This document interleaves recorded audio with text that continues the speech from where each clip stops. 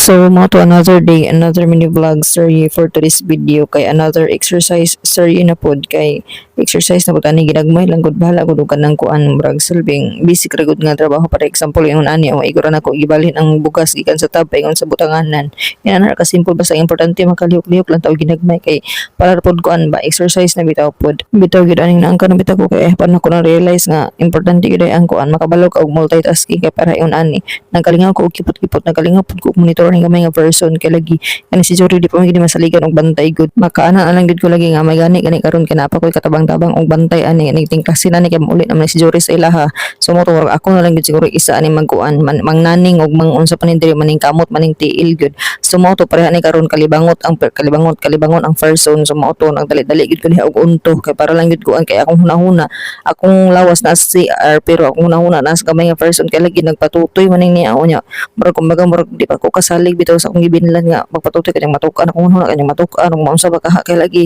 naanad yung nga ako ra bitaw ang maghanson ini magpadidi sa bidbiron kay naanad mangud ko sa amo dito sa bukid gud nga dako mga kuan ba kana ako mga kauban dito ako mga naka-experience sa pag mga anak ako mga magulang o akong nanay ni kalibangon o sa akong buhaton ibili na magud ako sa ilaha gud mo tong murag kampante ra pud ko kay naanad pud sila experience bitaw kabot sa paghandle og bata pag man gid akong kalibangon nakaginhawa gid ko og daghan gud kay murag nakampan murag na huwasan kumbaga ba nakaingon ko sa kulingon nga sa kadaghang mga pagsulay nga akong nagian murag usay ginis pinaka-challenging gud niya di ka ma-challenge nga kanang kuan gadungan ang imong emotion ba kabalaka o kalibangon o di ba kamo na yung kuan ana gani kamo na gani matik-matik ana kung sa una pagkuan imagine na ragod kalibangon ka unya at the same time ang imong anakin di pa kay kasaligan lagi nga kuan nagtutoy og bitbiro niya ang imong pagyong gibinlan is dili pa gyud ingon gud nga kasaligan gyud nga imong binlan bitaw kay bata pa po niya at the same time wala experience o di ba lahi mi gitong hamtong na gyud kanang mga angkan or kanang mga nanay na ba imong binlan kay murag kampante na bitaw ka so mao to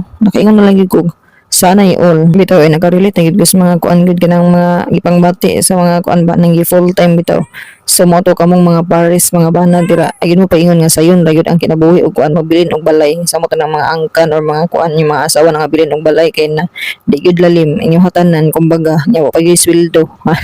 bitaw ay paghangad nako sa kalangitan pag kuan ako sa mga